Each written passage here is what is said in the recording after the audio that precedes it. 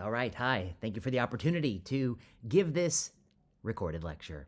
I'm going to be talking about the basics of non-inferiority, and I'm Vinay Prasad. I'm a hematologist oncologist who practices here at SFGH. I'm an associate professor in the Department of Epidemiology Biostatistics, and I'm pretty new to the department, just started last year, the year of the plague. So, in this lecture, I'm going to try to have three learning objectives. I'm trying to show you what is non-inferiority, what is this type of study design, where does it fit in relative to the other study designs? When is non-inferiority design appropriate to use, under what circumstances and what settings? And what are some challenges with interpreting non-inferiority studies, which means we've got to take a deep dive into a few papers. They're not readily apparent, and so you have to really look closely. Non-inferiority throws you a few curveballs, so I hope to walk you through these three learning objectives. There are three types of study design. There's superiority design, non-inferiority, and equivalence design. Okay, the superiority design is probably the most common design. In my field of cancer medicine, 90% of studies are superiority, where you try to show that the experimental arm is better than the control arm in some dimension, be it a surrogate endpoint, a clinical endpoint like survival or quality of life, or some biomarker, some stand-in endpoint. It's got to show that it's better.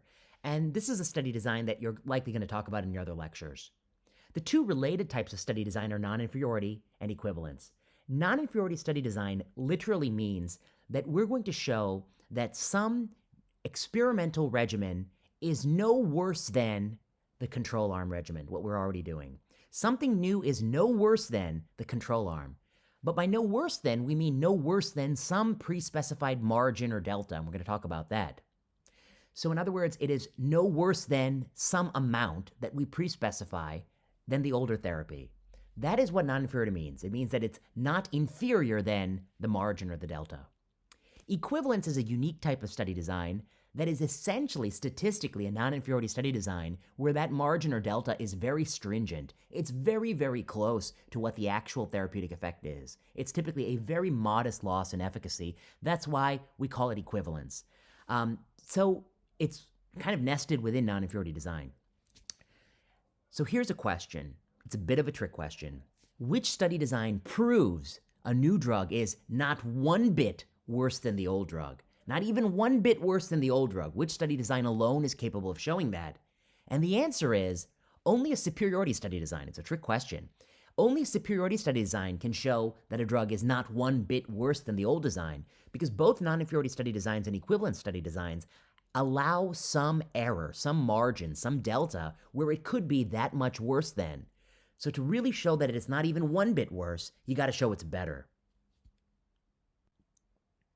Why do we do non-inferiority studies?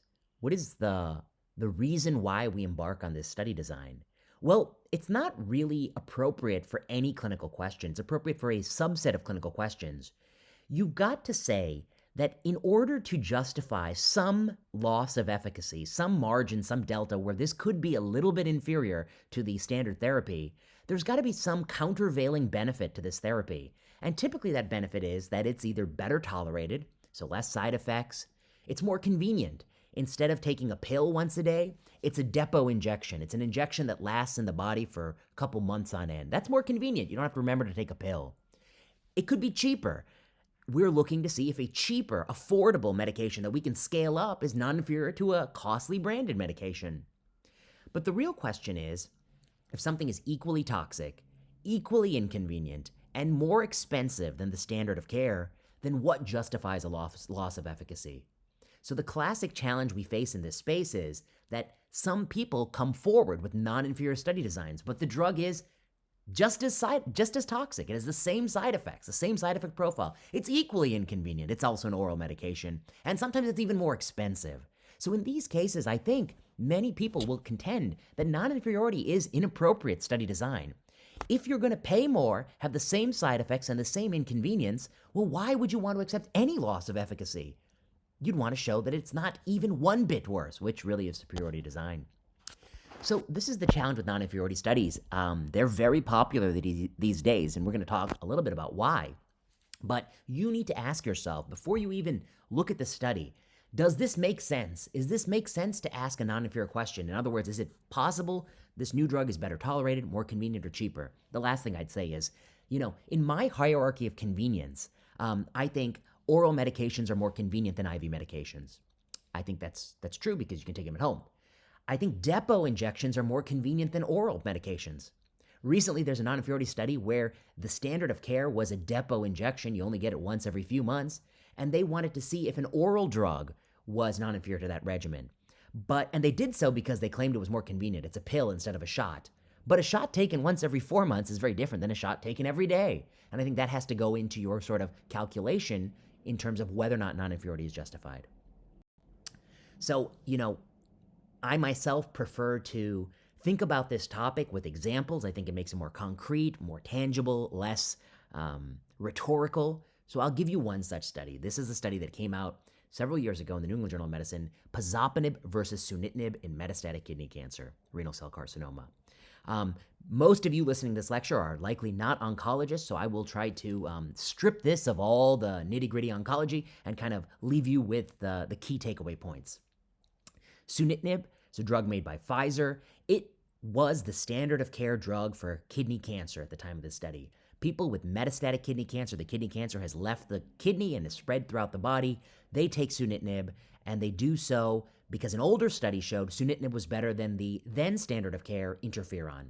So sunitinib has superiority over interferon, which was the old standard of care, and the new drug, pazopanib, made by GlaxoSmithKline, it comes along and they want to say, well, maybe pazopanib is not inferior to sunitinib. If it's not inferior, then maybe it could be an alternative to sunitinib. Now, you should know right off the bat, sunitinib is a pill. You take it every day for 4 weeks and you get 2 weeks holiday. Pazopanib is a pill. You take it every day and there's no holidays. You just take it indefinitely. It's on a 4-week cycle as well, but just keeps going.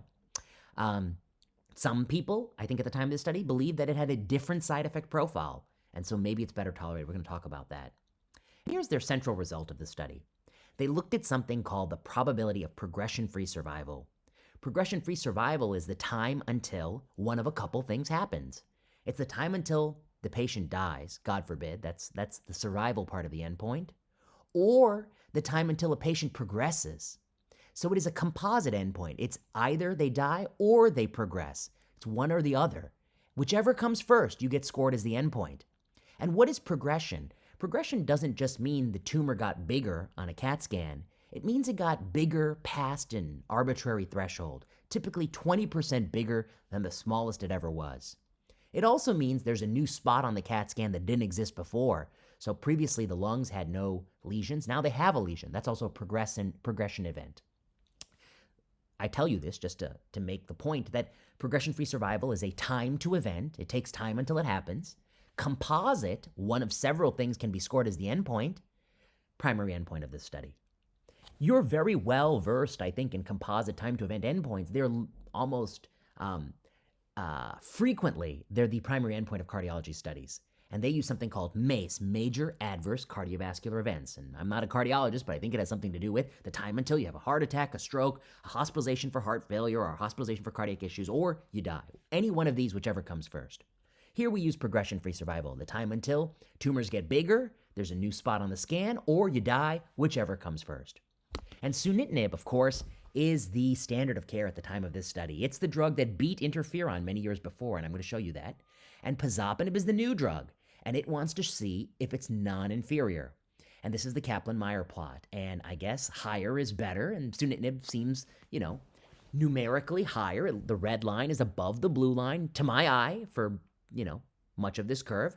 But the trial does, in fact, meet non-inferiority. Specifically, the results of this paper say pazopanib was non-inferior to sunitinib with respect to progression-free survival. The hazard ratio for progression of disease or death from any cause, which is PFS, was 1.05, which means actually, if anything, it slightly favored sunitinib. Sunitinib was looking slightly better, but of course the 95% confidence interval was 0.9, which is the direction that would favor pazopanib, to 1.22. That's the 95% confidence interval. And this, quote, met the predefined non-inferiority margin, which is defined as the upper bound of the 95% confidence interval, was going to be less than 1.25. Okay, let me translate this in English. What they're basically saying is, we wanted to exclude the idea that pazopanib is 1.25 hazard ratio worse than sunitinib, as long as the 95% confidence interval of the pazopanib point estimate excluded the fact that the hazard ratio could be 1.25 times, which is worse than sunitinib, we're going to say it's non-inferior. Our margin is 0.25. 1.25 is the hazard ratio margin.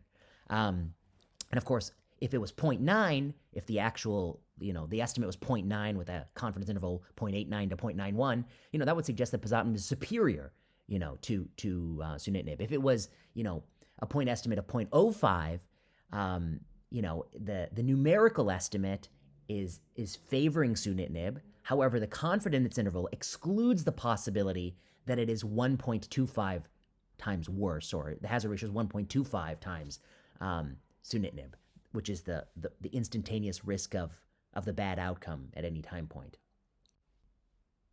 Okay, that was a mouthful, so maybe it's better to visualize this difference. Okay, this is the point estimate and the 95% confidence interval of the study, and this is under 7 scenarios, what might have happened to what actually happened.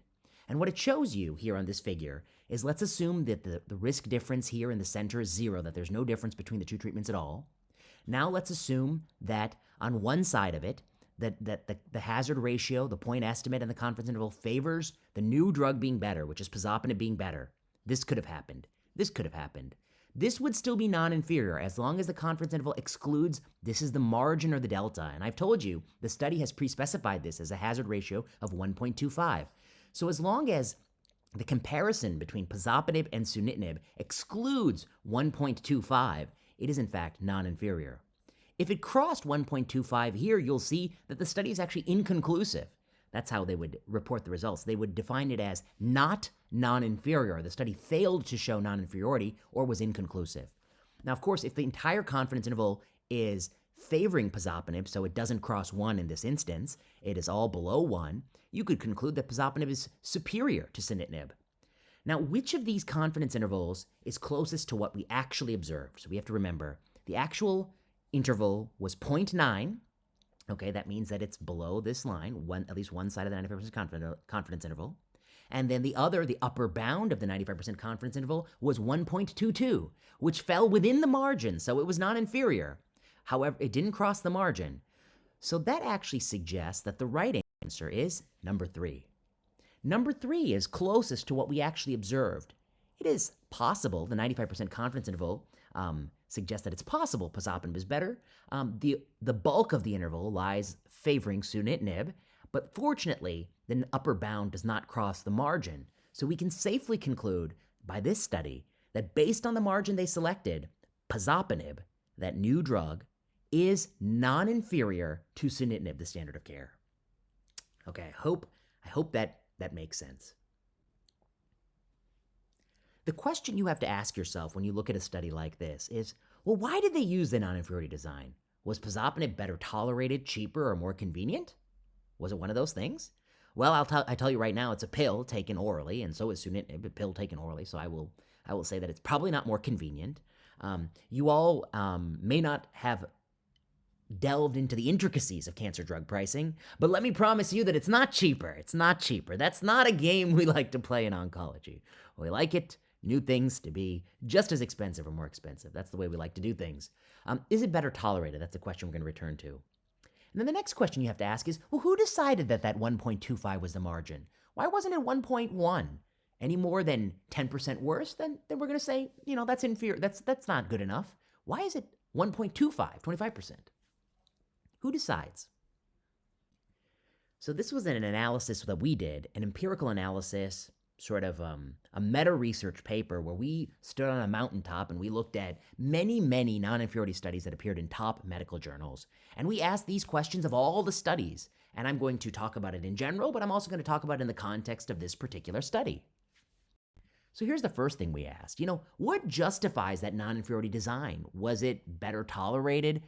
Did they not tell us?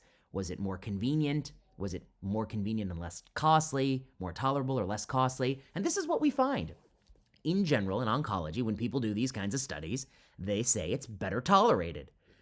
They often, about 1 out of every 4 times, they don't even give you a reason. They don't really explain why they're doing a non-inferiority study design. And I think I would have a problem with that. If it is not, in fact, better tolerated, if it's not more convenient, and if it's not cheaper, then I really think you're not justified in using this design at all. 12% of the time they say it's more convenient, but as I told you, I think in one example, I remember somebody saying that a pill taken daily is more convenient than a shot taken once every few months. And that to me runs counter to thinking, particularly thinking on things like oral contraception versus injectable contraception, thinking that really sort of has long existed in medicine, that a depot injection is more convenient. You don't have to remember it. Very rarely is it less costly. So I show you here just 5 examples, less costly being provided as a reason. Okay. So what about pazopanib? Why do they use non-inferior design? The answer is that they're going to claim it's better tolerated. So we're going to talk about that. Then the next part is who decides what the margin or delta is. We're going to talk about that as well. So in fact, they do conclude that comparison of safety in this same study suggests that pazopanib was associated with a lower incidence of fatigue, less hand-foot syndrome, which is sort of a painful tenderness to the hands and feet, less stomatitis, which are those sores in your mouth, less myelosuppression, which is the low blood count, and a higher incidence of liver function abnormalities than sunitinib. So it does have more LFT abnormalities, but they say on balance, you know, the LFT abnormalities, that's a number on a test, but fatigue and hand-foot syndrome and stomatitis, those are real things that people feel. So they say that, you know, they make the case that it's a better tolerated drug, and that's why they're justified in non-inferiority, and that's why actually you should switch over and prescribe our drug, because it's non-inferior and it's better tolerated. You know, it sounds good. But when you see a claim like this, you have to really take a deep dive into this study, and you have to look to see, well, when did they assess this tolerability? What moment did they assess it? And when I looked in the paper, I found this. All the instruments were administered at baseline on day 28 of cycles 1 through 9 and day 42 of subsequent cycles. After the protocol was amended to reduce the number of study visits, eliminating the day 28 visit, it was obtained on day 42 of cycle 10 and beyond. Okay. Let me translate that. They're basically saying, we made people fill this out on day 28 of the cycle. And they say variables related to health-related quality of life were assessed over the previous 7-day period of time, okay? Or the previous 4-week period of time. So you may not know this, but this is actually very intriguing and a very intriguing problem. And here's the problem. I mentioned at the outset, I slipped it into my talk, you may not have noticed, that pazopanib is a pill taken daily without a break. And this is the way the pharmacodynamic and pharmacokinetic experts decided this drug ought to be dosed. It ought to be given on a 28-day cycle, and there's no break. And I depict that here. You take it once a day, you take it. Next cycle starts, take it. Oncology, we have created these things called cycles. I don't think it exists in a lot of medical fields. We've done this because this is a vestige of the days of cytotoxic therapy, those IV drugs that were administered once every 3 weeks or 4 weeks or 2 weeks. Sunitinib is dosed differently. It's given for 4 weeks on, and then there's a 2-week holiday, in part probably because the manufacturers were thinking about tolerability. If you take it for 4 weeks on, you may start to notice that hand-foot syndrome, that fatigue, the stomatitis, but then you get a 2-week break and you can come back and start it again. And this is probably the moment you feel the best, and this is the moment you feel the worst, right at the end of the 28 days. I'm just realizing now that you might not be able to see where my pointer is, so I'm just going to say it. Obviously, you feel the worst when you are about to discontinue the medication, and you feel the best right before you start resuming the medication, because this medication has some side effects. So when do they perform the quality of life examination? And they look at the previous 7 days or 28 days. And the answer is right here. Quality of life is at this moment. Now, I will humbly contend that this particular assessment of quality of life favors pazopanib and punishes sunitinib, because sunitinib patients in the real world, they get a 2-week holiday that they often look forward to. But the way in which this is capturing adverse events is capturing it prior to the holiday when they're at their lowest, whereas pazopanib, is continuously dosed. So I say that this is a subtle bias, of course, but it makes me wonder if pazopanib is truly better tolerated or if it is an artifact of how they're ascertaining the endpoint. And, it should come as no surprise to you that the makers of pazopanib are the people who've designed and run this study. Okay, so why do they use the non-inferiority design? Because they are claiming pazopanib is better tolerated, it's certainly not cheaper, it's certainly not more convenient, it's a pill. Now the next part of the question, who decides what the margin or the delta is? This is key. The upper bound of the 95% confidence interval of the difference between pazopanib and sunitinib has to be above the margin or delta. And the easiest way for it to be above the margin or delta is to have a very permissive margin or delta, which we're going to talk about. Who decides? Well, one thing you should always do in a non-inferiority study is you got to know that drug you're using as the control arm, the standard of care therapy, what justified that over the prior or preceding standard of care. So this is, as you can tell from the font, this is an old study that was in the New England Journal of Medicine. This is sunitinib versus the prior standard of care, interferon alpha. And you can see that it is a significant delay in progression-free survival. Now, there's some purists in the audience, and we can talk about it on the Thursday session about whether or not we should be using PFS or survival. That's a conversation, a longer conversation. But you will note here that sunitinib has a clear and demonstrated improvement in PFS over interferon alpha, which is the standard of care. The median goes from something like, I want to say between 4 and 5 months, to something closer to 11 months. Many years later, they run the sunitinib-pazopanib study, and I've showed you that curve. Pazopanib is maybe numerically a little bit lower than sunitinib, but the hazard ratio falls within the pre-specified margin. Now, I show you this to give you some sense of the fact that you need to know how much the control arm beat placebo or beat the older drug, because you don't want a margin so big that the new drug could be as bad as the older drug. I mean, we don't want a margin that's 1.9 or maybe 2. If the upper bound of the hazard ratio has to be above 2, then pazopanib might be as bad as interferon alpha, right? So we want something that preserves the benefit that the sunitinib has over the older drug, interferon alpha. We don't want pazopanib to be as bad as interferon alpha, in which case, in which case we could have just stuck with interferon alpha, which would be a lot cheaper. Okay, this is something that I did using the stretching function on PowerPoint.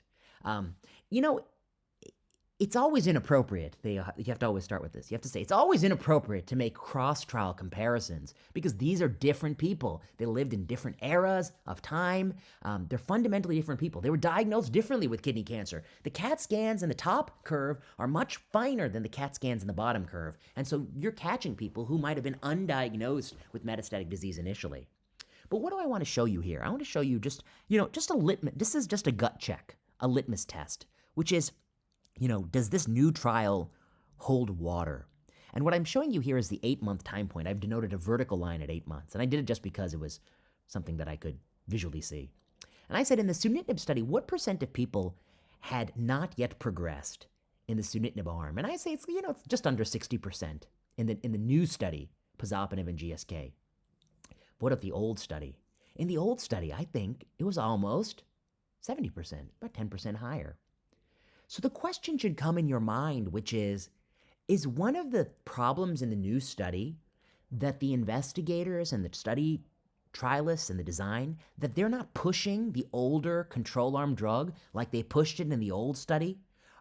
And if, for whatever reason, you're not giving the control arm medication with the same vigor that you gave in the older study, you're making it a lot easier to find non-inferiority. It's easy to find non-inferiority to an arm, to a regimen that the doctors are not aggressively encouraging patients to take, or the patients are discontinuing, or something like that.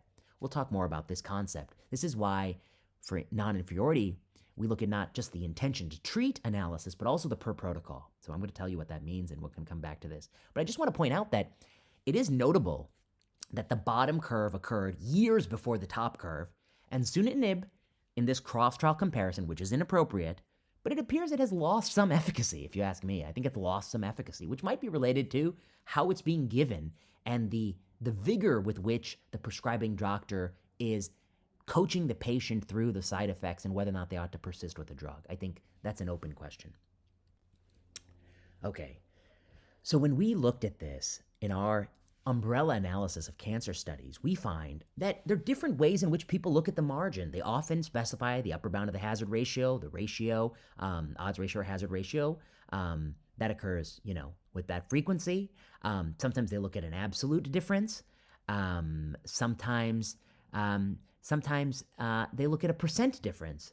And there's a range of different margins they use in these cases, and they're quite large. I mean, we're talking about sometimes they accept a 2% difference, but sometimes up to 15%. Sometimes they accept hazard ratios of 1.05 as the margin, sometimes as high as 3%. But the median, I think they should say median, not frequency, is 1.03. Our study uses 1.25.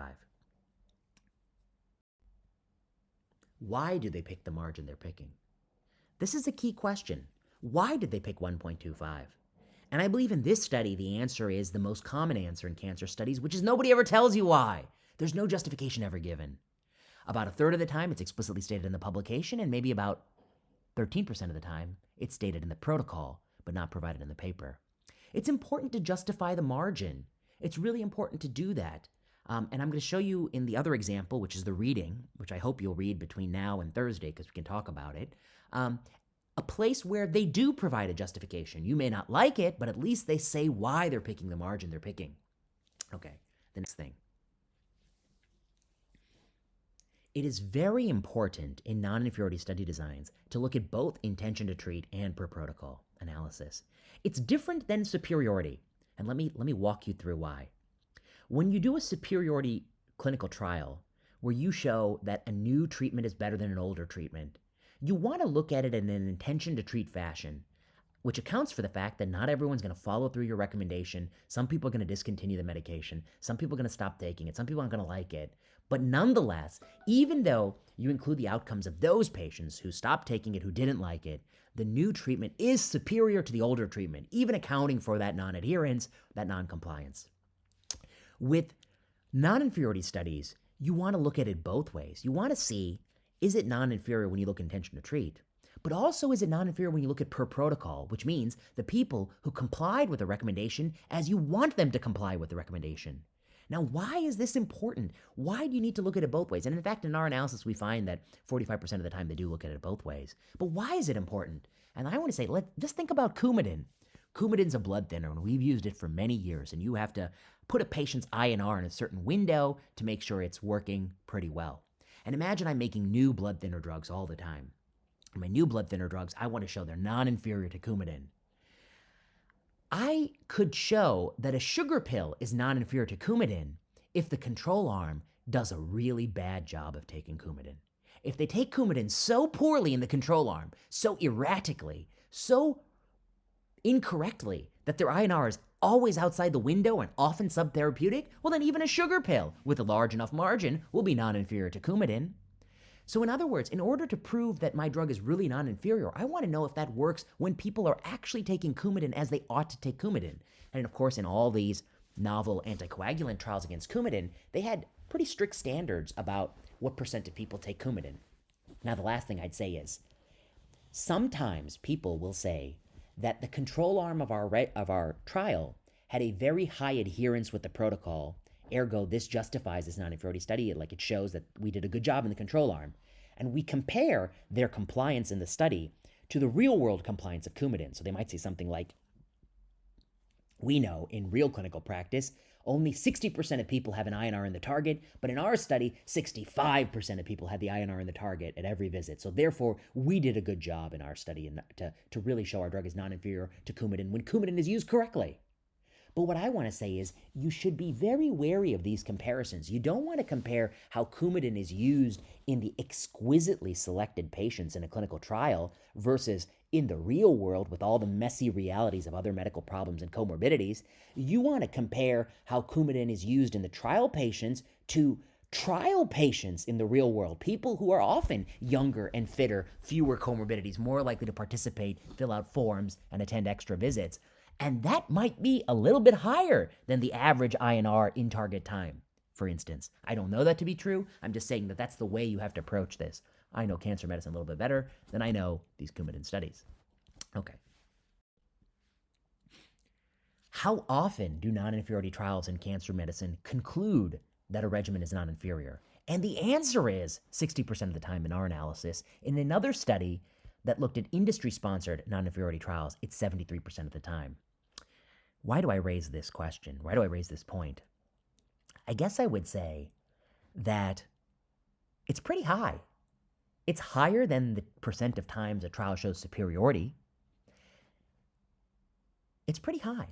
And what do I think the problem is here? You have created a study design that is highly malleable. You get to decide what the margin is. You get to decide how big it is. You get to decide why you're even doing the study design, and it may not always be because your drug is cheaper, less toxic, and more convenient. Sometimes it may be none of those things.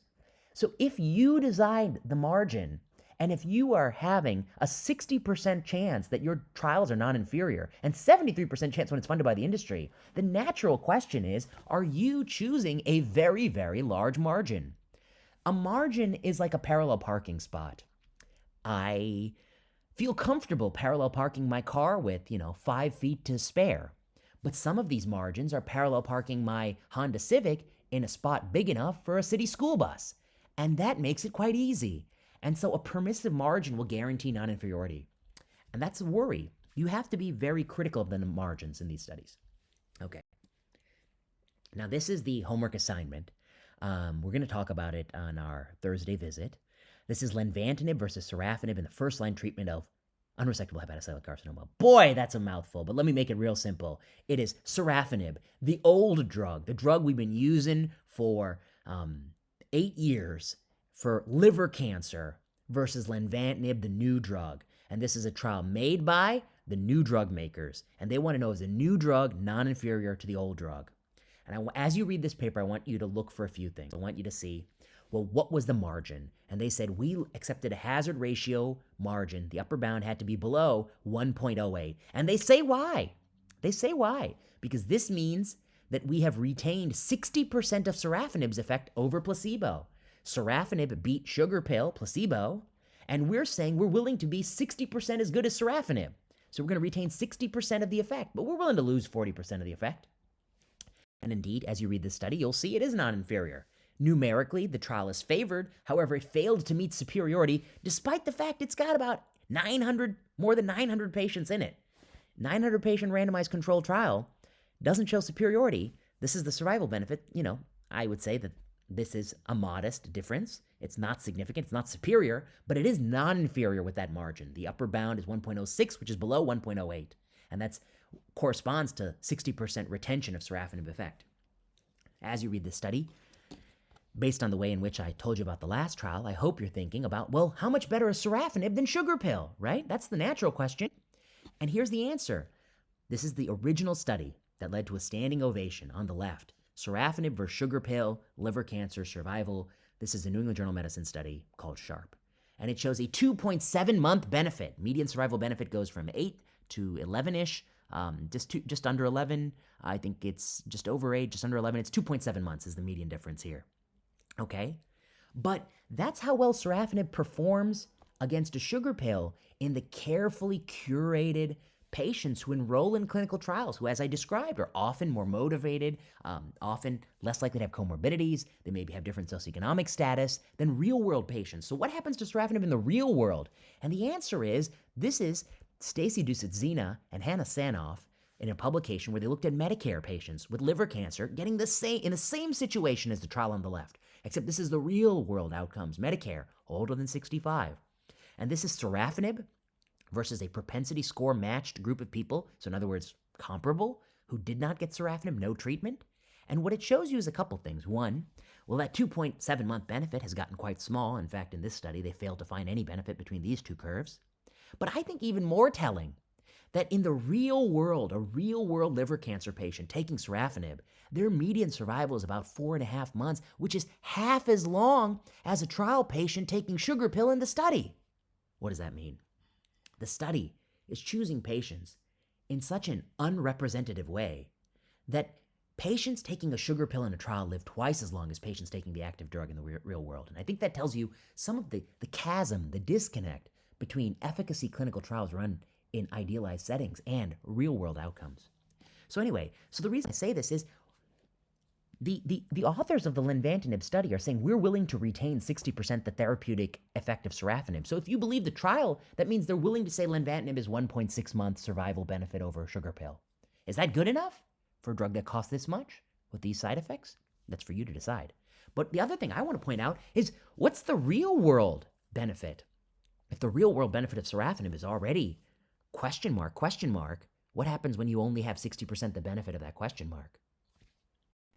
Okay, the last thing to say. As you read this study, you're going to have to ask yourself, why are they doing a non-inferiority trial design? What justifies it? Is lenvatinib more convenient? Well, no, it's a pill. Is it cheaper? Well, spoiler alert, it's not cheaper. That's not the business we're in oncology. Is it better tolerated? And as you read it, you can look at the side effects of the study, but I also want you to look at something that can never be exaggerated, which is the percent of people who interrupt, reduce, and withdraw from the study. How you code adverse events, there is some subjectivity in it. Did the patient have grade 2 nausea? Was it grade 3? How do they describe it? Does it fit this category, that category? But the one thing that is rather just a fact, how many people had to change the dose, how many people had to stop the drug, and how many people walked away from the study? Those are facts. And I ask you to compare these two, and I've done it in this study, and I find something interesting. 40% of people interrupt the dose, 37% reduce the dose, and 9% withdraw. And I want you to think about one more problem that I had to think about, which is, if you look at these two numbers, I believe that one of these drugs has a slightly higher rate of reduction, interruption, and discontinuation than the other. And yet, if you look in the study, it says that 88% of the starting dose was maintained for lenvatinib, but 83% for sorafenib. So how do you go from these interruptions, reductions, and withdrawals to the fact that the dose intensity was higher on lenvatinib than sorafenib? You're going to explain that to me. And in that explanation, you will see, I think, the intricacies of non-inferiority trial design. The last thing I'd say is, whenever you do these studies, you've got to look at the duration of treatment. Here's one example. Sorafenib, just go to the HCC. We've looked at the duration of treatment. This is how long people take this drug. In the original 2007 sorafenib versus sugar pill study, they took it for over 5 months. In the lenvatinib versus sorafenib study, they took sorafenib for less than 4 months. They're taking sorafenib less and less. And then in the newest study, which is atezolizumab and bevacizumab, they're taking it for just under 3 months. So what's my point here? My point here is, as time goes on, as we become better at managing side effects, as potentially the patients who are enrolling in the study are healthier because of advances in imaging that lead to an upstaging of people, so we're actually including people with small volume disease that would have been hitherto undiscovered, the duration of taking the drug is dropping amongst people taking the control arm medication, and that should raise some question marks in your mind. Okay, I want you to look at the toxicity and see if you think this is useful. I'm going to skip this slide because I don't want to answer the question for you. Comparative effectiveness questions in oncology. As we do these studies, you need to recognize one challenge with doing these non-inferiority studies in oncology, which is that to run these studies, it's very, very costly. In a number of cancers that we wrote about. Okay, the last two thoughts I'm going to leave you with. This is a paper we published in the New England Journal of Medicine where we looked to see for 5 cancers where there's a next-generation drug that received FDA approval, nab-paclitaxel, temsirolimus, everolimus, abiraterone, regorafenib. These are new, costly drugs. But there's an older drug, the generic drug, that maybe does the same thing. What if we did a non-inferiority trial that was trying to save the federal government some money? What if we did non-inferiority trial for paclitaxel versus nab-paclitaxel? What if we had a tight hazard ratio, 1.1 upper bound?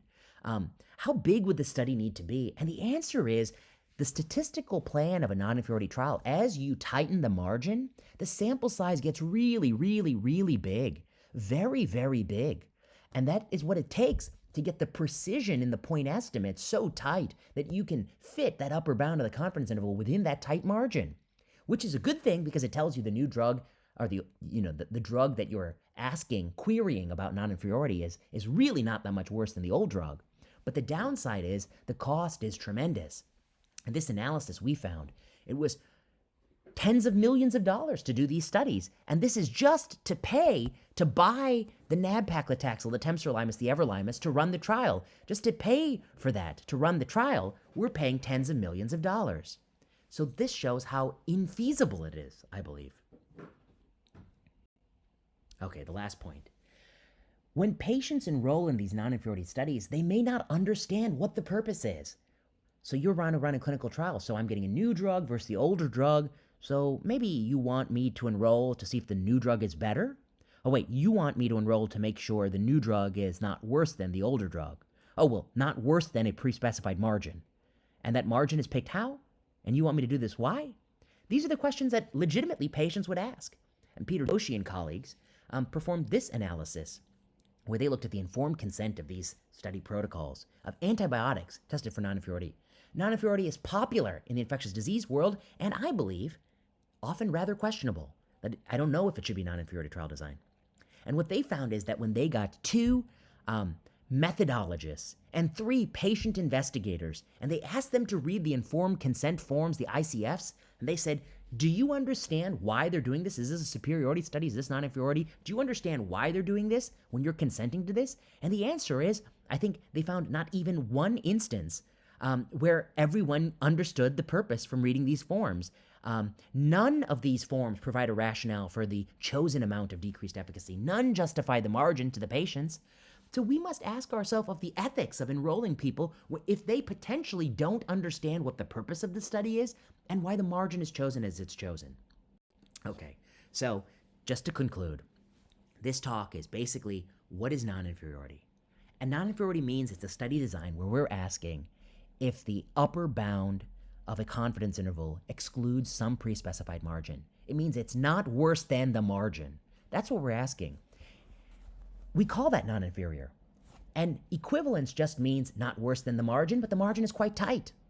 When is it appropriate to use non-inferiority? If the drug is cheaper, better tolerated, or more convenient.